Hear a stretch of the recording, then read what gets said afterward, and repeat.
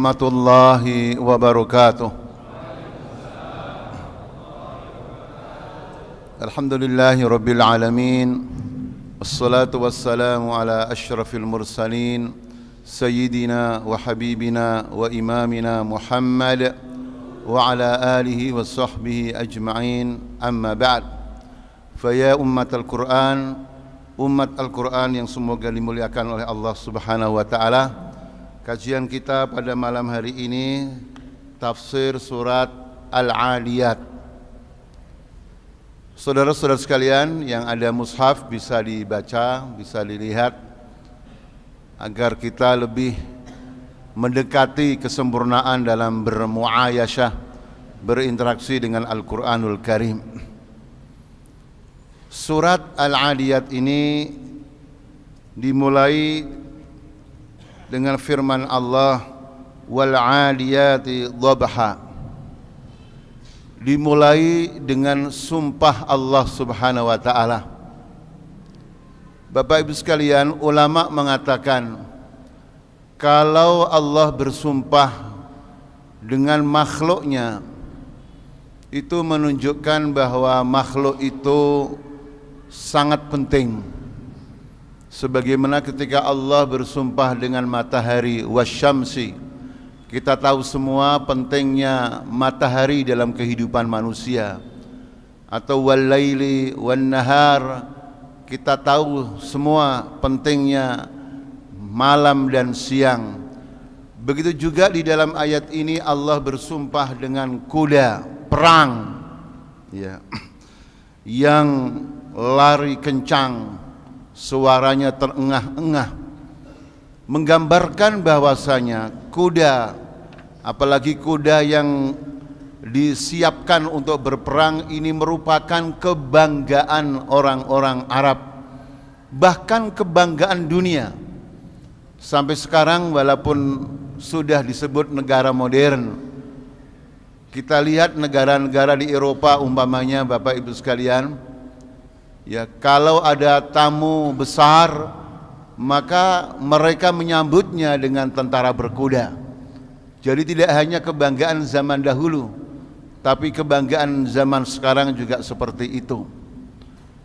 Tetapi di sini ketika dikaitkan dengan perang, lari, bergerak, ini memberikan pemahaman kepada kita semua, ya ibadallah, bahwa tabiatul Islam, karakter daripada agama Islam adalah dinul harakah, agama pergerakan. Maka bagi seorang yang mengaku dirinya muslim, tidak ada tempat di dalam Islam bagi orang yang malas. Makanya kita diajari oleh Rasulullah sallallahu alaihi wasallam untuk berlindung kepada Allah dari malas, al-kasal. Ya. Juga kita tahu walaupun sama-sama beriman, beda orang yang berharokah, yang bergerak, berjuang menegakkan ajaran Allah, dengan orang yang beriman tapi duduk-duduk saja. La yastawil qaiduna minal mu'minin ghairu ulidh dharari wal mujahiduna fi sabilillah. Jadi meskipun surat Al-Adiyat adalah surat Makkiyah, di mana belum ada kewajiban untuk berperang, tetapi di sana sudah ada isyarat dari Allah, sudah diberitakan oleh Allah bahwa cepat atau lambat kaum muslimin harus berjuang di jalan Allah Subhanahu wa ta'ala. Meskipun ajaran Islam itu ajaran yang penuh dengan kedamaian, tetapi sebagian umat manusia, ya ibadallah, tidak bisa diperbaiki kecuali dengan lughatul harakah, lughatul quwwah, bahasa, ya, pergerakan, bahasa kekuatan.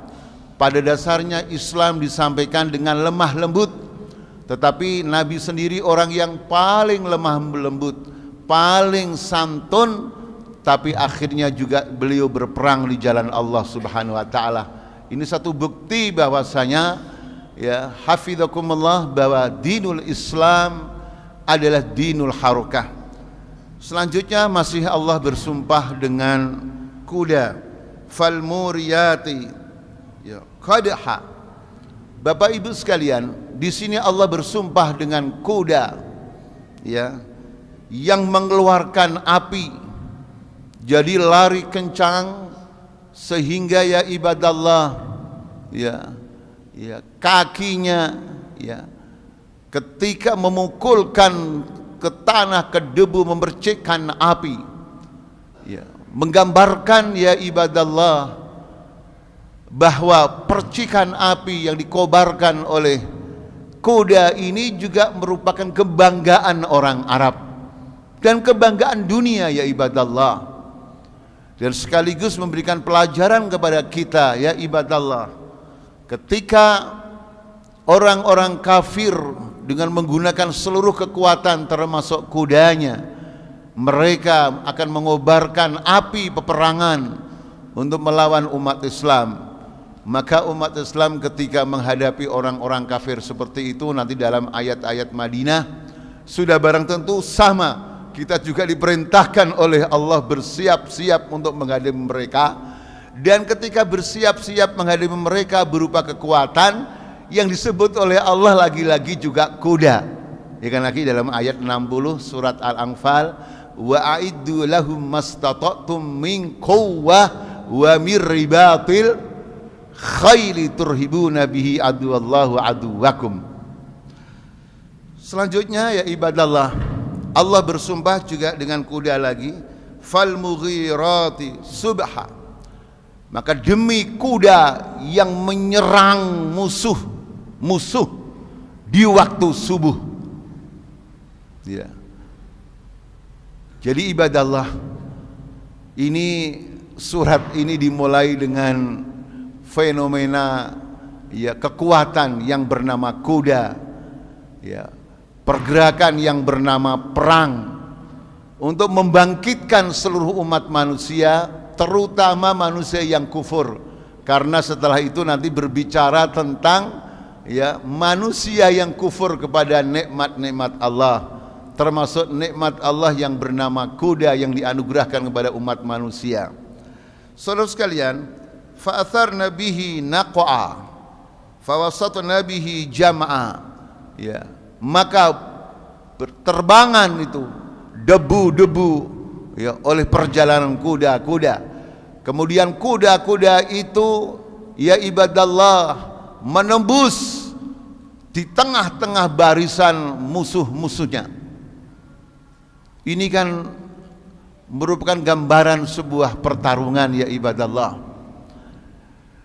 Dari segi lughawi, segi tafsir bahasa atau tafsir al-lughawi, mungkin di antara ikhwan atau ibu-ibu bertanya, kenapa ini fi'il ini kok diatafkan kepada isim?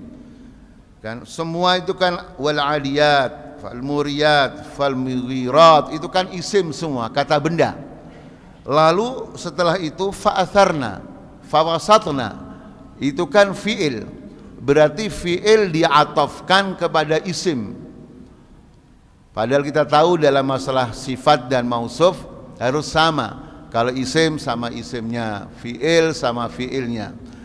Nah ini rahasianya kalau di dalam kitab tafsir, termasuk kalau Bapak Ibu membawa kitab tafsir Jalalain, As-Suyuti rahimahullah atau Imam Mahali rahimahullah mengatakan, karena isim-isim yang sebelumnya itu maknanya sebenarnya makna fi'il, ya, seperti fal mughirat itu takdirnya adalah fallati agharna, jadi maka kuda-kuda yang menyerang. Maka dengan demikian secara bahasa itu dibenarkan, ya, berarti pada dasarnya fi'il diatafkan kepada ya fi'il juga yang muqaddar. Walaupun dalam memahami tafsir sudah barang tentu harus aturan lughah yang mengikuti Quran. Jadi yang paling benar itu Quran Bapak Ibu sekalian, bukan yang paling benar kaidah bahasa. Karena kaidah bahasa yang membuat manusia, sementara Al-Quran adalah kalamullah, firman Allah. Jadi tingginya tetap tinggi Al-Quran. Makanya Quran itu disebut mukjizat, tidak bisa tertandingi, termasuk dalam tidak bisa tertandingi masalah al-bayan, kebahasaannya. Ini agar sedikit ya mendekati kesempurnaan, karena kajian kita pada malam hari ini adalah tafsir tahlili, ya, tafsir analisis. Walaupun pada dasarnya tafsir Jalalain itu masuk dalam tafsir ijmali, tafsir secara global, ya, yang pendekatannya hanyalah makna. Tetapi kita saudara sekalian tidak ada salahnya diberikan sedikit tambahan wawasan dari aspek yang lainnya. Saudaraku sekalian, hafizakumullah, kalau Al-Quran ya diredaksikan ada sumpah atau qasam, maka yang menjadi fokus perhatian adalah jawabul qasam, jawabnya sumpah, atau dengan kata lain disebut al-muqsam alaih. Jadi di dalam surat ini ada sesuatu yang ingin dipertegas oleh Allah, karena qasam itu min adawati taukid, termasuk alat-alat untuk mempertegas. Nah, yang dipertegas itu apanya? Ya, bukan huruf qasamnya, bukan fiil qasamnya, bukan muqsam bihi yang dipakai qasam, tapi yang dipertegas adalah jawabul qasam. Jawabnya sumpah di sini adalah firman Allah yang berbunyi innal insana li rabbih lakanud. Seperti juga Bapak Ibu sekalian dalam surat Al-Asr yang sudah kita tadabburi bersama-sama, Allah bersumpah dengan waktu wal asr. Nah, apanya yang dipertegas? Yang dipertegas oleh Allah adalah innal insana lafi khusr. Kalau ini adalah innal insana li rabbih lakanud, la jahud, la kafur. Sungguh manusia itu benar-benar kufur, tidak mau bersyukur kepada Rabb-nya. Nah, ulama tafsir Bapak Ibu sekalian, kalau ada kata al-insan sifatnya kok buruk, itu maksudnya insan yang kafir, manusia yang kafir. Makanya di dalam tafsir Jalalain juga ditafsirkan innal insana ay innal kafiro, sesungguhnya orang kafir itu benar-benar ingkar, kufur kepada Rabb-nya. Makanya ketika ya di pasca sarjana ada seorang mahasiswa bertanya, ya Ustadz, kenapa di dalam Al-Quran kata al-insan itu kok sering disifati dengan sifat yang negatif, yang miring? Contoh ini, innal insana li rabbih lakanud, innal insana lafi khusr, wa khuliqal insanu dha'ifa, bukan qawiyya, jangan Pak. Wa hamalahal insan innahu kana zaluman jahula, dan selalu yang buruk-buruk, zalim, jahul, ya, zalim sangat bodoh. Wa khuliqal insana halua, yang resah terus, ya, yang tidak pernah puas. Maka saya katakan Bapak Ibu sekalian, syabab wallahu alam pertama, kemudian semoga diberikan ilmu kepada Allah. Ini memberikan pemahaman kepada kita bahwa al-insan, ya, al-insan bimufradihi au bimujarradihi, manusia dengan telanjang kemanusiaannya, tidak punya modal iman, tidak punya modal ibadah kepada Allah, itu ya ibadallah sangat rentan dengan kekufuran, dengan kemaksiatan. Makanya Bapak Ibu bisa lihat di dunia ini, apakah mereka LSM atau ormas atau apapun saja yang sering mengangkat isu kemanusiaan, mereka sendiri mereka sendiri kadang-kadang tidak manusiawi. Bapak Ibu sekalian, saya bertanya, orang yang sering mengangkat isu dengan hak asasi manusia, ketika ajaran Islam mau ditegakkan katanya melanggar hak asasi manusia. Sekarang saya bertanya, ketika hak asasi manusia dirusak, bahkan binatang saja tidak melakukan, sebagian mereka yang sering mengatakan hak asasi manusia itu diam atau teriak-teriak. Bapak Ibu sekalian, ketika di Kelapa Gading sebelum Ramadan ada pesta seks sesama laki-laki, laki-laki dengan laki-laki, Pak, laki-laki dengan laki-laki itu melanggar hak asasi manusia atau hak asasi kebinatangan, Pak? Binatang saja gak pernah melakukan. Bapak pernah lihat di depan ada kucing jantan kawin sama kucing jantan, Pak? Kucing saja tidak melakukan, anjing saja tidak melakukan, manusia melakukan. Lebih hina mana? Ulaika kal an'am bal adallu sabila, bahkan lebih sesat daripada binatang. Ya, ini yang sering saya ulang-ulang Bapak sekalian. Ya. Jadi manusia dengan kemanusiaannya saja, tidak pakai iman, tidak pakai ibadah, yang terjadi seperti ini, lakanut, lafi khusrin, selalu begitu. Ya. Makanya ketika Allah memuji manusia, tidak pernah memuji manusia hanya sebagai manusia, tapi memuji manusia karena beriman. Contoh dalam surat nomor 23, surat Al-Mu'minun, ketika Allah memuji qad aflahal mu'minun, tidak ada qad aflahal insanu atau nas. Atau dalam surat ya Al-Furqan, ketika manusia dipuji oleh Allah karena santun, sederhana, tidak sombong, malam harinya qiyamul lail, takut akan neraka. Apa kata Allah? Bukan al-insan atau an-nas, tapi wa ibadur rahmanil ladzina yamshuna 'alal ardi hauna wa idza khatabahumul jahiluna qalu salama. Ini yang perlu disampaikan kepada dunia. Jadi makanya di dalam ayat ini disebut ya, innal insana lirabbih lakanut. Ini yang ditekankan oleh Allah ketika manusia ya jazakallahu khairan hafizakum kosong, hampa, tidak punya iman, tidak beribadah kepada Allah, tidak berdakwah mengajak manusia ke jalan Allah, tidak berjihad di jalan Allah, adalah lakanud, sungguh benar-benar ingkar, sampai menggunakan ada taukid yang namanya lam taukid, lakanut. Masya Allah, sudah inna, sudah pakai lam, sudah pakai jumlah ismiyah, karena jumlah ismiyah itu litsubut wad dawam, tetap.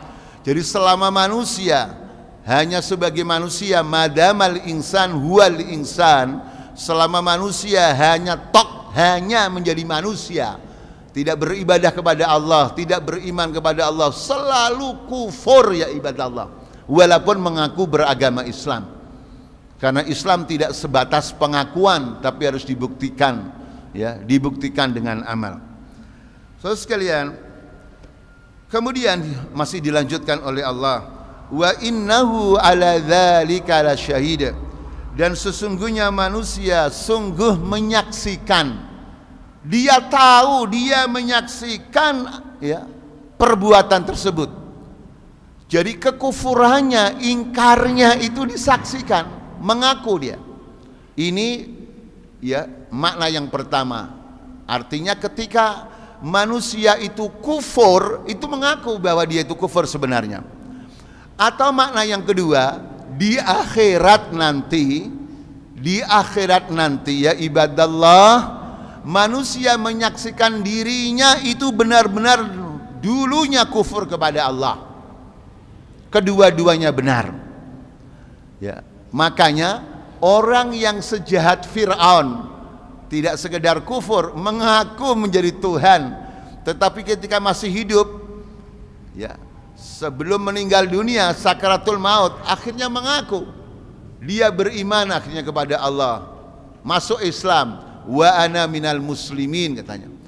Tetapi pengakuan yang seperti itu sudah tidak ada gunanya, karena rohnya sudah mau keluar. Hafizakumullah. Jadi untuk menggambarkan betapa ya, kufurnya manusia, dan juga betapa hafizakumullah, ya, jahatnya manusia. Sudah kufur, tahu bahwa dia itu kufur, tapi dilakukan juga. Na'udzubillah min dzalik, hafizakumullah. Nah, pertanyaannya, kenapa kok manusia itu kufur? Ini berarti munasabah, korelasi antara ayat ini dengan ayat selanjutnya.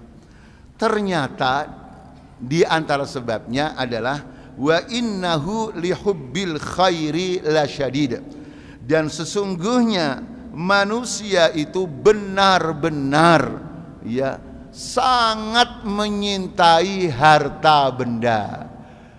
Jadi gila dengan dunia, gila dengan harta yang berlebihan itu bisa menjadikan manusia apa Pak? Kufur. Seperti Qarun, diberikan harta yang banyak, yang saking banyaknya harta benda, kuncinya saja, kunci gudang kekayaannya tidak bisa dipikul, tidak kuat dipikul oleh orang yang banyak, oleh usbah, ya, 8, 9, 10 orang. Bapak di sini ada yang kayanya sampai kuncinya nggak bisa dipikul 10 orang, Pak? Kenapa kufur Qarun? Masya Allah. Ya, karena itu gila harta benda. Ya. Kemudian ini ada sisipan pemahaman juga. Pandangan Al-Quran terhadap harta benda adalah, ya, nudrah al-banna'ah. Pandangannya membangun, positif. Kenapa? Karena banyak manusia yang melihat dunia, melihat harta itu banyak, saya katakan banyak karena lebih dari satu Pak, ya, jatuh kedua ekstrim yang sama. Ekstrim yang pertama adalah menganggap harta benda itu segala-galanya, uang itu segala-galanya, duit itu segala-galanya. Kalau di Indonesia sampai uang dan duit itu disembah-sembah. Sampai ada lagu pokok tentang uang Pak, ya, duit itu seolah-olah manusia itu, ya, menyembah duit. Na'udzubillah, berlebihan, sehingga melihat orang soleh, melihat orang alim, ya, melihat orang bertakwa tapi miskin, dia dengan pandangan yang menghina, mencibir. Ya, orang alim tapi nggak punya uang. Zaman begini orang pintar nggak punya uang nggak laku. Jadi uang saja menjadi mizan, menjadi timbangan. Ini ekstrim. Orang-orang yang ya'budunal mal, menyembah harta, menyembah dunia. Orang yang lain sebaliknya ekstrim, dengan alasan untuk mensucikan diri, ya, dengan alasan, ya, agar masuk surga. Akhirnya tidak mau harta benda, sehingga tidak bekerja, cukup aja beribadah saja, seolah-olah mencari nafkah tidak ibadah. Akhirnya mertuanya marah, wah, punya menantu alim tapi nggak pernah kerja, baca hadis saja, memang bininya diempani hadis katanya. Akhirnya malah menjelekkan hadis, padahal hadisnya benar. Yang salah siapa Pak? Yang salah siapa Pak? Orangnya. Namanya Ustadz Soleh tapi nggak mau bekerja, alasannya harta itu fitnah. Ya dia tidak soleh walaupun namanya soleh. Bagaimana kewajiban untuk menafkahi anak dan istri? Berdakwah 4 bulan, anak istri disuruh ngempani mertuanya. Na'udzubillah min dzalik. Tidak bisa. Al-mal, ya, al-mal Islam melihat itu utuh. Al-mal pada dasarnya adalah khair, kebaikan. Ketika mencarinya dengan cara yang halal, digunakan juga dengan yang halal, digunakan untuk beribadah kepada Allah, maka mal adalah khair. Karena membangun masjid butuh mal, berdakwah butuh mal, bahkan berjihad. Kata jihad di dalam Al-Quran, seluruh kata jihad di dalam Al-Quran kecuali ayat 111 surat At-Taubah selalu mendahulukan mal atau mendahulukan nyawa, Pak? Mal, selalu mal. Alladzina amanu wa hajaru wa jahadu fi sabilillahi bi amwalihim wa anfusihim, selalu mal.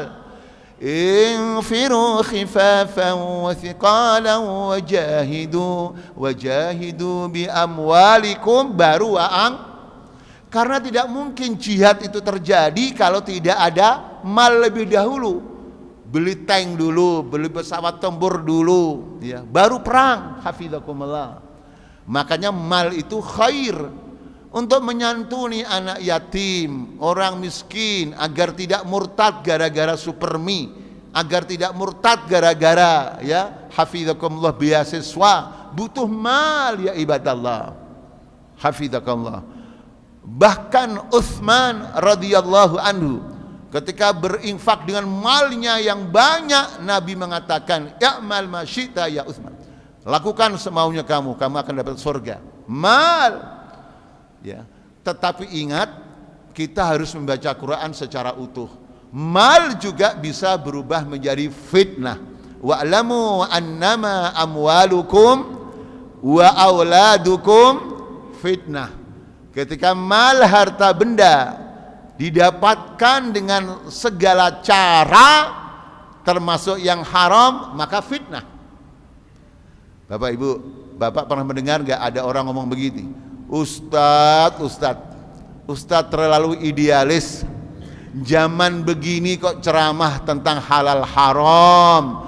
Ya Ustadz, yang halal saja, yang haram saja susah, apalagi Pak, ada kan orang ngomong begitu, Pak? Masya Allah. Ya. Jadi orang yang seperti ini, malnya, harta bendanya fitnah. Atau cara mendapatkannya halal, gaji halal, bekerja halal, jual beli halal. Tetapi penggunaannya untuk yang haram, ya fitnah juga. Penggunaannya untuk yang syubhat, ya fitnah juga. Hafizakumullah. Makanya kita melihat harta benda harus utuh. Kata mal yang diredaksikan dengan al-khair, kebaikan dalam Quran bukan ini saja, termasuk dalam surat lain, surat Al-Baqarah, intaroka khaironil wasiyah. Khairan maksudnya al-mal. Jadi Bapak sekalian, kita harus semangat bekerja untuk mendapatkan mal. Ya, makanya dalam dunia tarbiyah kita diingatkan oleh para murabbi kita, kiai kita, ustadz-ustadz kita, bahwa setiap akh yang tarbiyah la budda ayyakuna qadiran alal kasbi. Dia harus mampu bekerja, mampu mencari nafkah. Saya garis bawahi, murabbi tidak mengatakan kamu harus kaya, karena kaya miskin itu hak prerogatif Allah, tapi kerja harus, supaya nanti kalau menjadi anak atau menjadi menantu tidak merepotkan orang tua dan tidak merepotkan mertua karena mampu bekerja. Eksistensi suami itu ada di letak bekerjanya. Di mana dalilnya? Quran ayat 34 surat An-Nisa. Ketika kita tidak punya nilai lebih, ketika kita tidak bisa menafkahi istri, maka kehormatan kita, kewibawaan kita sebagai suami berkurang atau bahkan hilang. Karena Allah ketika mengangkat suami sebagai pemimpin kepala rumah tangga, itu ada mubarirnya, ada konsiderannya, ada alasannya. Ar-rijalu qawwamuna 'alan nisa. Kenapa dipilih Allah menjadi pemimpin istri atau anaknya? Karena bima faddalallahu ba'dahum 'ala ba'd. Disebabkan Allah memberikan nilai lebih sebagian kepada sebagian yang lain. Wa bima anfaqu min amwalihim, dan disebabkan suami memberikan nafkah dengan harta bendanya. Ini penting semua bagi kita semua dan anak-anak kita, ya ibadallah. Ya. Walaupun sebenarnya tafsiran surat ini tidak sampai ke sana, tetapi dalam rangka ya memperkaya istilah khair yang maknanya mal itu seperti itu. Nah, tetapi setelah kita mendapat mal, jangan mengikuti al-insan yang ada dalam ayat ini. Mal itu khair yang tidak khair orang kafirnya. Yang harusnya harta benda itu adalah amanat Allah, digunakan untuk sesuai dengan perintah Allah. Lah orang kafir mal dijadikan mizan, dijadikan ukuran timbangan untuk menentukan kehormatan seseorang. Nah, saudara sekalian, kalau ada manusia terkena virus ya gila dunia, obatnya apa? Kita semua senang harta kan Bapak Ibu? Manusia semua senang harta. Tapi yang tidak boleh dengan harta itu kita kufur kepada Allah. Nah, apa solusinya agar manusia tidak terkena hafizakumullah penyakit kufur gara-gara mal? Ini obatnya. Afala ya'lamu idza bu'thira ma fil kubur. Maka apakah dia tidak mengetahui ketika dibangkitkan dari tempat tidurnya, tempat kuburnya. Jadi Bapak sekalian, intinya kita harus ingat mati, ingat kuburan. Kalau hidup kita kayak orang kafir yang menghitung-hitung harta benda, menghitung-hitung rekening koran, wa ma adraka ma rekening koran, setiap hari itu yang dihitung, lupa kuburan, bisa-bisa kufur kita. Kemudian wahussila ma fis sudur, di antara obat supaya kita tidak menjadi budaknya harta benda, yang pada gilirannya kufur kepada Allah yang berikan anugerah kita harta benda. Yang kedua, kita ingat bahwasanya di akhirat nanti, di hari kiamat nanti, ya ibadallah, akan dikeluarkan semua apa yang ada dalam dada kita, rahasia-rahasia kita, keadaan kita yang bertahun-tahun kita sembunyikan. Kalau seandainya istri kita tahu, kita malu. Seandainya orang tua kita tahu, kita malu. Seandainya anak-anak kita tahu, kita malu. Ya ibadallah, semua akan dikeluarkan, semua isi dada kita. Ya ibadallah, kalau kita ingat seperti ini, tidak berani berbuat maksiat kepada Allah. Makanya hafizakumullah, orang walaupun dia berbuat dosa, tapi di dalam hati kecilnya dia takut, dia malu karena perbuatan dosa itu kalau ketahuan orang lain. Maka banyak dosa-dosa yang disembunyikan. Ingat, itu semua dibongkar oleh Allah, semuanya, tidak ada yang terlewat ya ibadallah. Makanya jangan sampai kita punya pikiran sedikit pun untuk berbuat sesuatu yang dilarang oleh Allah. Memang kita bisa menyembunyikan, memang keluarga kita tidak tahu, teman kita tidak tahu, ustadz kita tidak tahu, rakyat kita tidak tahu. Tapi suatu saat Allah akan mengeluarkan semua apa yang kamu rahasiakan. Itulah diantara cara Al-Quran Bapak Ibu mentarbiyah kita semua agar tidak kufur kepada Allah atas anugerah Allah, termasuk anugerah yang bernama mal, harta yang disebut oleh Al-Quran dengan kata al-khair. Bapak Ibu sekalian, ini kalau kita berumah tangga seperti ini semua, kita selalu ingat akhirat. Insya Allah rumah tangga kita mawaddah warahmah ya. Tidak akan berani kita berkhianat pada istri kita. Istri kita juga tidak berani berkhianat pada suami. Keluarga tidak akan berani berkhianat pada keluarganya, walaupun tidak tahu, karena nanti akan diperlihatkan oleh Allah. Kalau itu sebuah jamaah, maka jamaah itu akan solid antara qiyadah dan jundiyahnya, antara pemimpin dan kadernya. Tidak ada yang berani mau mepolitikin, menipu kadernya. Kadernya seolah nggak tahu, tapi ingat Rabbu kader, Tuhannya kader tahu. Atau kader tidak akan berani mendolimi pemimpinnya qiyadah. Mungkin qiyadah tidak tahu, dia berbuat makar di bawah, dia menghalang-halangi perjuangan. Tapi ingat, Rabbul qiyadah, Tuhannya pemimpin tahu. Sehingga sebuah jamaah akan solid, karena mereka semua takut nanti dibongkar rahasianya oleh Allah. Ya ibadallah, kalau rahasia kita ketahuan satu orang saja, kita malu ketemu orang tersebut. Satu orang saja ya ibadallah.